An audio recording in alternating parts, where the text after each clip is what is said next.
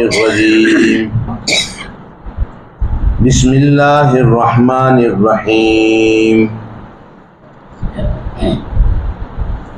ودخل معه السجن فتيان قال أحدهما إني أراني أعصر خمرا وقال الآخر إني أراني أحمل فوق رأسي خبزا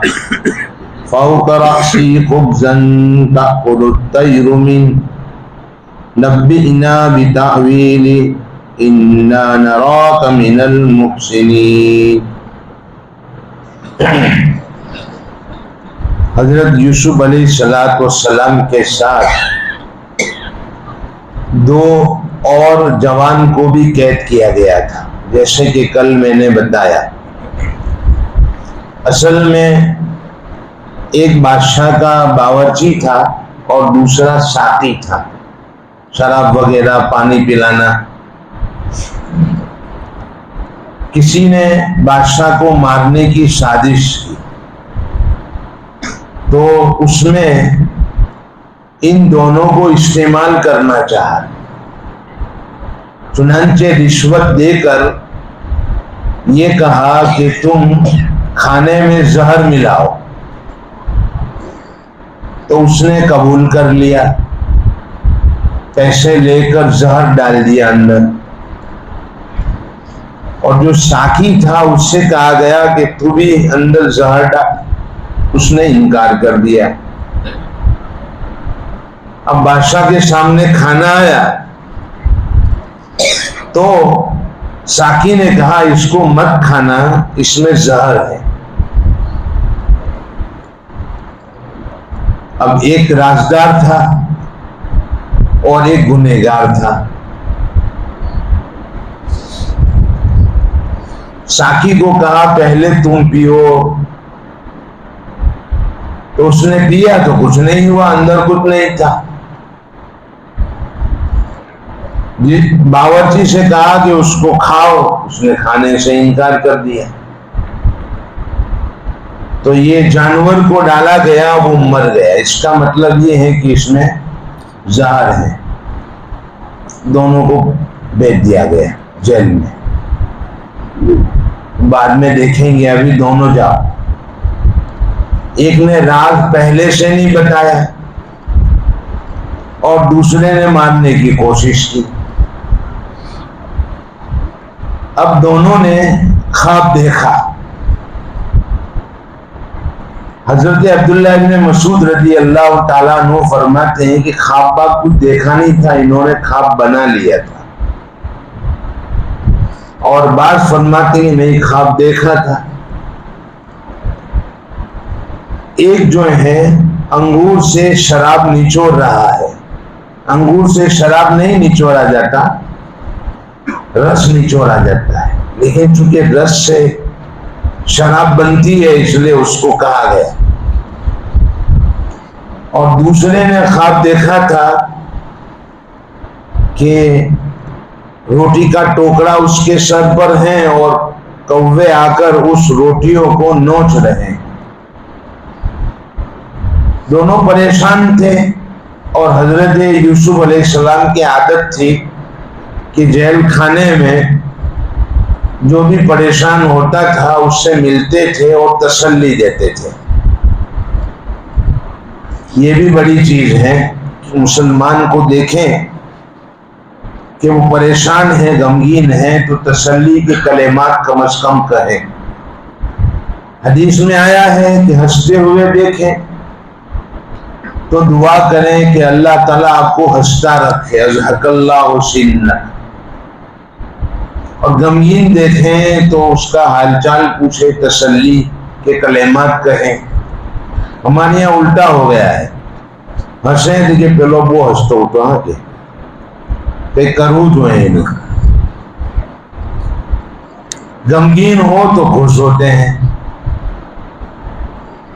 یہ الگ ہو گیا، یعنی شریعت کے بالکل خلاف ہو گیا۔ نبی پاک صلی اللہ تعالی علیہ وسلم کا جو رویہ تھا کہ آپ ہنستے ہوئے کو دعا دیتے تھے، پریشان حال کی پریشانی پوچھتے تھے اس رویے کے خلاف. تو حضرت یوسف علیہ السلام نے بھی ان دونوں سے پوچھا بھائی کیا پریشانی ہے؟ تو یہ خواب ہے.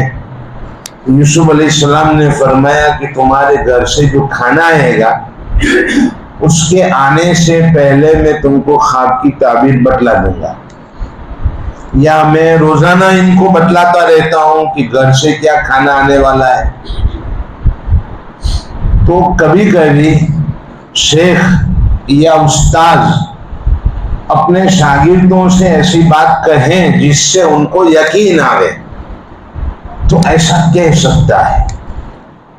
استاد کبھی کبھی کوئی بات کہیں تو کہہ سکتا ہے. جیسے کہ روایت میں ہے حضرت ایک صحابی نے سویم ابن قطبان کو یہ کہا کہ پہلے زمانے میں ہم نبی کریم صلی اللہ تعالی علیہ وسلم کے ساتھ ہوتے تھے تو ہمارے پاس سفر کے لیے اٹھنی بھی نہیں ہوتی تھی. شروع اسلام میں اٹھنی بھی نہیں ہوتی تھی. اصل میں رویفہ ابن ثابت کو آپ صلی اللہ علیہ محمد ابن مسلمہ نے یہ عامر بنایا تھا، یعنی گورنر بنایا تھا. اور شاگرد ساتھ تھے تو وہ یہ سمجھ رہے ہوں گے کہ ان کو تو اچھا ہے گورنر بنایا گیا ہے. تو انہوں نے اپنے شروع زمانے کی حالت بیان فرمائی کہ ہمارے پاس آپ صلی اللہ تعالیٰ علیہ وسلم کے زمانے میں اٹھنی بھی ہوتی نہیں تھی کہ جس پر بیٹھ کر ہم جہاد کر سکے. تو ہم اپنے بھائی کے پاس سے ادھار لیتے تھے اور یہ کہتے تھے کہ اگر اللہ تعالیٰ نے مال غنیمت دیا تو ہم بھی آپ کو اس میں سے کچھ نہ کچھ حصہ دیں گے. تو ایک تیر مال غنیمت میں آتا تھا، ایک تیر جس کا آگے پیکان ہوتا ہے اور پھل ہوتا ہے پیچھے لکڑی کا. تو ایک ملتا تھا تو آدھا اس کو دیتے تھے اور آدھا ہم لیتے تھے. یہ غریبی کا حال تھا. اور آپ ابھی کا حال دیکھ رہے ہو کہ گورنر بنے ہوئے ہیں. تو اس کا مطلب یہ ہے کہ شاگرد سے یہ کہہ رہے ہیں کہ اپنی استاد کی پہلی زندگی دیکھو کہ کیا قربانی دی ہے، ابھی مت دیکھو. حنیف صاحب آئے تو پہلے کیا قربانی دی وہ دیکھو، ابھی کہاں بیٹھتے ہیں وہ مت دیکھو.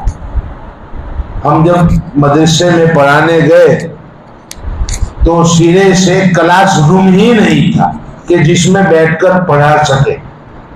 تو ہم دو سیڑھی کے بیچ میں جو جگہ ہوتی ہے اس میں اپنا تصویرہ بچھا کر بیٹھ جاتے تھے اور بچوں کو پڑھاتے تھے. اب 4 وہیل لے کر جاویں اور پڑھا کر تخت پر آ جاویں تو وہ یہ کہیں کہ ان کو تو اچھا ہے. تو ابھی کا مت دیکھو، آج سے 35 سال پہلے کا حال دیکھو کہ کیا ہے. تو حضرت یوسف علیہ السلام نے یہ اطمینان دلانے کے لیے کہ میرے پاس ایک علم ہے جو اللہ نے مجھے دیا ہے، اس لیے میں روزانہ جو کھانا آپ کے پاس آتا ہے اس کی کیفیت بتلا دیتا ہوں کہ کیا آئے گا، کب آئے گا. مطلب یہ ہے کہ اللہ نے مجھے علم عطا فرمایا ہے. تو یہ تعبیر بھی میں بتا دوں گا، لیکن سب سے پہلے سن لو کہ میں وہ اگر کافر ہیں تو انہوں نے یہ کہہ دیا وَاتَّبَعْتُ مِلَّةَ آبَاءِ إِبْرَاهِيمَ وَإِسْحَاقَ وَيَعْقُوبَ مَا كَانَ لَنَا أَن نُشْرِكَ بِاللَّهِ مِن شَيْءٍ کہ میں تو اتباع کرتا ہوں میرے دادا ابراہیم، اسحاق اور یعقوب کی ملت کی، اور میں کسی کو اللہ کے ساتھ شریک نہیں کروں گا. پہلے دعوت شروع کی. اب آگے وہی دعوت ہے جس کو قرآن کریم نے ذکر کیا ہے یا صاحب السجن ارباب متفرقون خیر ام اللہ الواحد القہار. اے جیل کے ساتھیوں، پورے کو خطاب کر کے فرمایا جیل میں، ارباب متفرقون، کیا بہت سے خدا بہتر ہیں یا ایک واحد جو غالب ہیں. یہ جیل کے ساتھیوں الگ الگ بہت سارے معبود بہتر ہیں یا ایک اللہ تعالی جو زبردست طاقت والے ہیں؟ بہت سے خداؤں کی عبادت کرو گے یا ایک کی عبادت کرو گے؟ قرآن میں آگے بتلایا ہے ایک جگہ کے اوپر کہ اگر دو معبود ہوتے، لو کان فیہما آلہۃ، چند معبود ہوتے تو لفسدتا، تو یہ جو دنیا کا نظام ہے درہم برہم ہو جاتا. اس لیے کہ ایک معبود کہتا بارش برسانی ہے، دوسرا کہتا نہیں. ایک کہتا ہے کہ ابھی ٹھنڈی ہے تو نہیں گرمی. اب دونوں میں تنازع ہو جاتا اور دونوں دنیا کو توڑ پھوڑ کر دیتے کہ رکھنا ہی نہیں ہے اس کو. چلو ایک صلح کر لے تو ڈب گیا، اور جو ڈبے ہیں وہ خدا ہو سکتا نہیں ہے. اس لیے دنیا میں دو خدا کیسے ہو گئے، دو معبود کیسے ہو گئے؟ تو ایک معبود کی عبادت کرنا بہتر ہے یا چند کی؟ یہ حضرت یوسف علیہ السلام کی تقریر ہے. ما تعبدون من دونه الا اسماء سميتموها انتم وآباؤكم ما انزل الله بها من سلطان. فرمایا کہ یہ جو تم عبادت کر رہے ہو ایک اللہ کو چھوڑ کر چند ناموں کی تم عبادت کرتے ہو. ایک اللہ کو چھوڑ کر چند ناموں کی تم عبادت کرتے ہو جو تم نے اور تمہارے باپ داداؤں نے رکھ لیے ہیں. انہوں نے الگ الگ معبودوں کے نام رکھ لے کہ یہ فلاں یہ فلاں یہ فلاں، حالانکہ یہ نام انہوں نے رکھے ہیں، خود بنا لیے ہیں. معلوم نہیں ہم لوگ بھی ایسا کرتے کہ چھوٹا سا ڈیرا بنا لیتے ہیں اور کوئی نام رکھ دیتے، اوپر لکھ دیتے ہیں اور اس کی عبادت میں لگ جاتے جیسے کہ لوگ لگے ہوئے ہیں. لیکن اللہ نے ایمان کا نور عطا فرمایا جس کی روشنی میں ہم دیکھتے ہیں کہ میرا رب نہیں ہے. اور آگے فرمایا تمہارے باپ داداؤں نے رکھ لیا. اللہ تعالیٰ نے ان کے معبود ہونے کی کوئی دلیل نہیں اتاری ہے، اللہ تعالیٰ کا ہی حکم چلتا ہے. ان الحکم الا للہ امر اللہ تعبدوا الا ایاہ، اور حکم دیا کہ نہ عبادت کریں مگر اللہ کی. تو یہ چند لوگوں نے ایسا کیا کہ کوئی معبود ہے نہیں، لیکن انہوں نے چند معبود بنا کر ان کے نام رکھ لیے. پہلے زمانے میں بھی ایسا ہی ہوتا تھا اور آج بھی ایسا ہی ہو رہا ہے. نام بدل گئے ہیں، کام ایک ہی ہے. ایک مرتبہ ایک ملسہ پڑھا رہے تھے کہ جب مکہ میں ایمان کا نور آیا تو کفر کا اندھیرا ختم ہو گیا. اس کا گجراتی میں ترجمہ کر دیا، بچوں کو سمجھایا نہیں. اب میں سن رہا تھا، میں نے کہا میں سمجھاؤں ملسہ بچوں کو بچوں کے انداز میں. میں نے پوچھا کہ روشنی کہاں ہوتی ہے؟ نور کے معنی روشنی. بچوں نے کہا ملسہ گھر میں ہوتی ہے. کس کی ہوتی ہے؟ لائٹ کی. سوال کیے. پھر دنیا میں کس کی روشنی ہوتی ہے؟ سورج کی، چاند کی.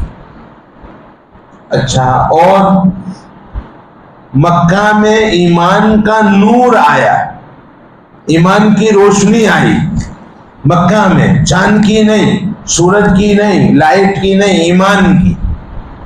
تو ایمان کی روشنی کہاں ہوتی ہے؟ اب وہ خاموش، دل میں ہوتی ہے. میں نے کہا سورج غائب ہو جاوے تو اندھیرا دنیا میں ہوتا ہے، ایمان کی روشنی غائب ہو جاوے تو اندھیرا دل میں ہوتا ہے، اور وہ روشنی مل جاوے تو اندھیرا تو اجالا انسان کے دل میں ہوتا ہے. اجالے میں چھوٹی چیز نظر آتی ہے، سوئی بھی، اور اندھیرے میں کنواں بھی نظر نہیں آتا۔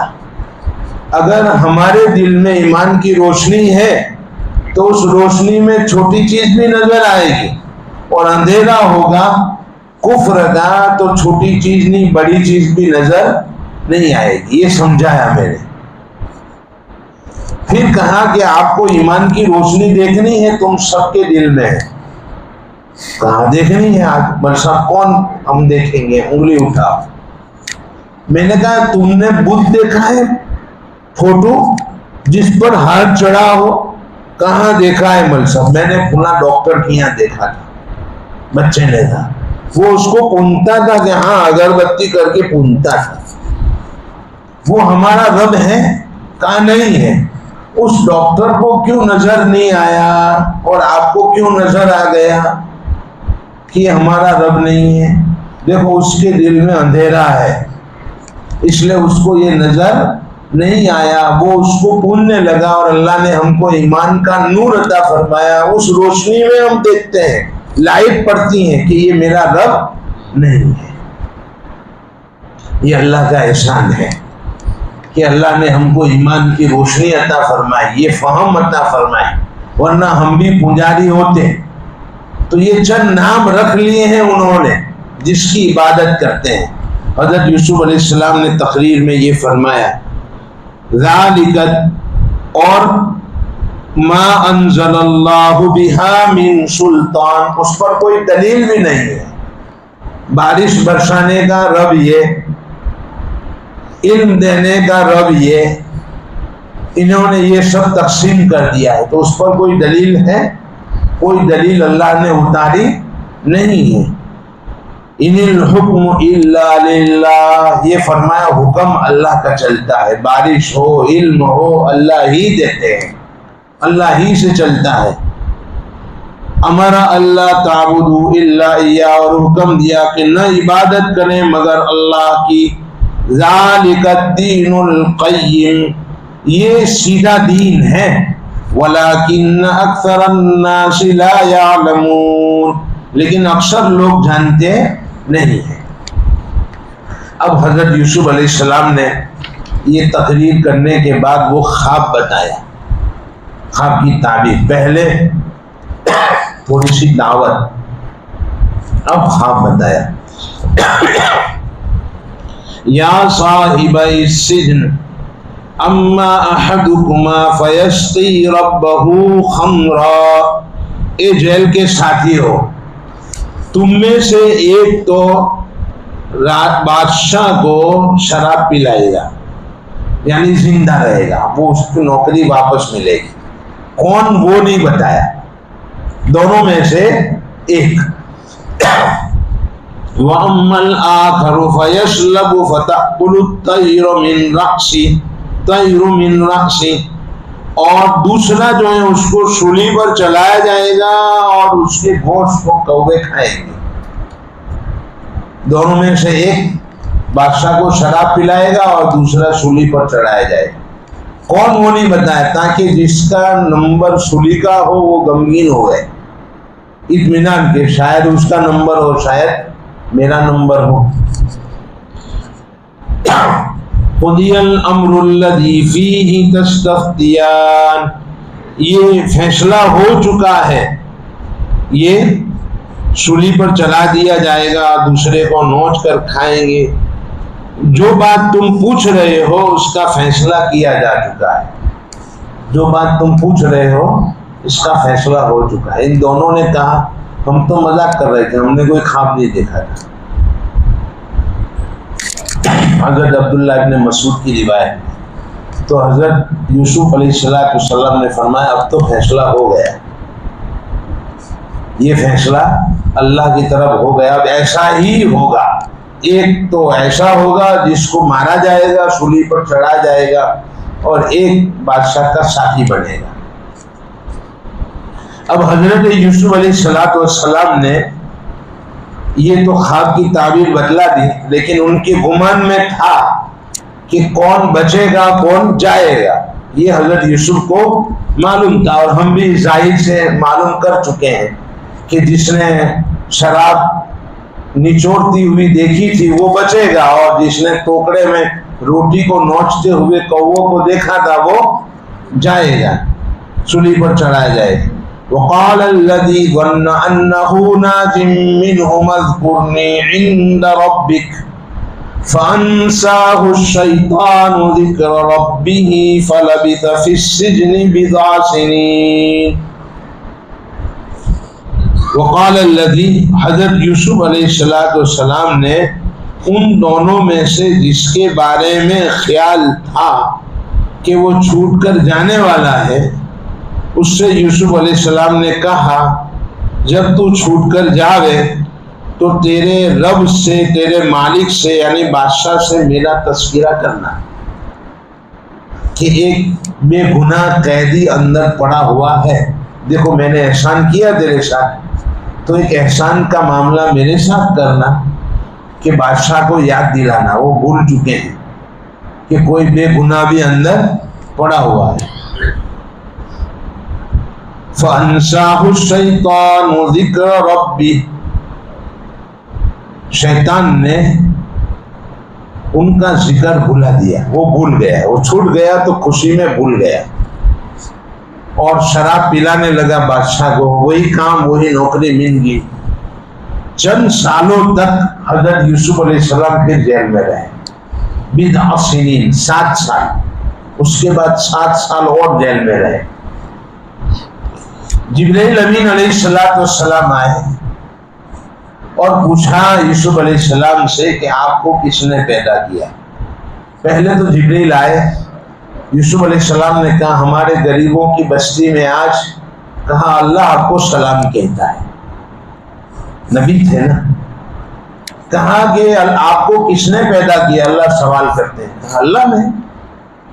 آپ کے باپ کے دل میں محبت آپ کی کس نے ڈالی؟ کہا اللہ نے۔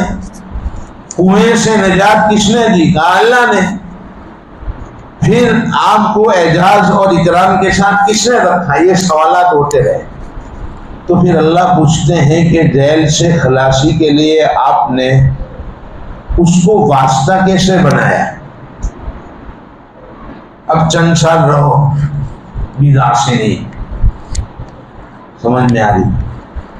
اب کسی کو واسطہ بنانا کوئی بری بات نہیں ہے، اور اسلام میں جائز ہے، درست ہے، لیکن کہا جاتا ہے کہ حسنات الابرار سیئات المقربین، نیک لوگوں کی نیکیاں بھی مقربین کا گناہ ہوتی ہے، نیک لوگوں کی نیکیاں بھی مقرب جو اللہ کے بہت قریب ہیں، ابرار نیکی کرتے ہیں وہ نیکی ہوتی ہے، لیکن مقربین کے لیے وہ بھی منع ہے، یہ بھی اختیار نہ کریں۔ اسباب اختیار کر سکتے ہیں ہم، اور اسباب کا اختیار کرنا نیکی ہے، لیکن پھر بھی اللہ تعالیٰ کے یہاں یہ پسندیدہ بڑوں کے لیے، مقربین کے لیے نہیں ہے کہ آپ نے واسطہ بنایا کیوں اس کو؟ یہ نجات تو ہم نے دی تھی۔ موسیٰ علیہ السلام کے پاس عصا تھا، وہ اژدہا بن گیا، فَأَلْقَى عَصَاهُ فَإِذَا هِيَ ثُعْبَانٌ مُبِينٌ، اور لکھا ہے کہ اتنا بڑا اژدہا تھا کہ اس کے جو جبڑے تھے دونوں، ایک جبڑا فرعون کے محل کے نیچے اور ایک اوپر کے ابھی محل کو نگل لے رہے، اتنا زبردست، اور چلنے میں تیز رفتار جیسے کہ چھوٹا سانپ چلتا ہو۔ تو موسیٰ بھی بھاگے، لا تخف خذها لا تخف، بھاگو مت، پکڑو۔ تو حضرت موسیٰ علیہ السلام نے کپڑا لپیٹا اپنے ہاتھ پر، پھر پکڑا، تو اللہ نے پوچھا کپڑا کیوں؟ کیا کپڑا تم کو اس سانپ سے بچا سکتا ہے؟ کہ بچا نہیں سکتا ہے اللہ، لیکن طبعی طور پر ایک خوف ہے، تو ایک اسباب کے درجے میں اس کو میں نے اس کو اختیار کیا ہے کہ کپڑا ہاتھ میں لپیٹا ہے، میں جانتا ہوں کہ بچانے والی ذات تو آپ ہی کی ہے، اور آپ کا حکم ہے کہ پکڑو، ڈرو مت، اس لیے کچھ ہوگا نہیں، لیکن اسباب تو اختیار کروں تھوڑا، اس لیے کپڑا میں نے لپیٹ لیا۔ دیکھو فوراً تنبیہ ہوئی. اسباب اختیار کرنا کوئی بری بات نہیں تھی، لیکن اللہ کی طرف سے تنبیہ ہوئی کہ آپ نے ایک آدمی کو ذریعہ بنایا تو ہم نے اس کو بھلا دیا، لیکن نسبت کی شیطان کی طرف. فَأَنْسَاهُ الشَّيْطَانُ، اب اس کو یاد کیسے آیا بھی؟ تو آگے اس واقعے کو قرآن کریم میں اللہ تعالیٰ نے ذکر فرمایا ہے، انشاءاللہ کل دیکھیں گے. سبحان اللہ و بحمدہ، سبحانک اللہم و بحمدک، ونشہد ان لا الہ الا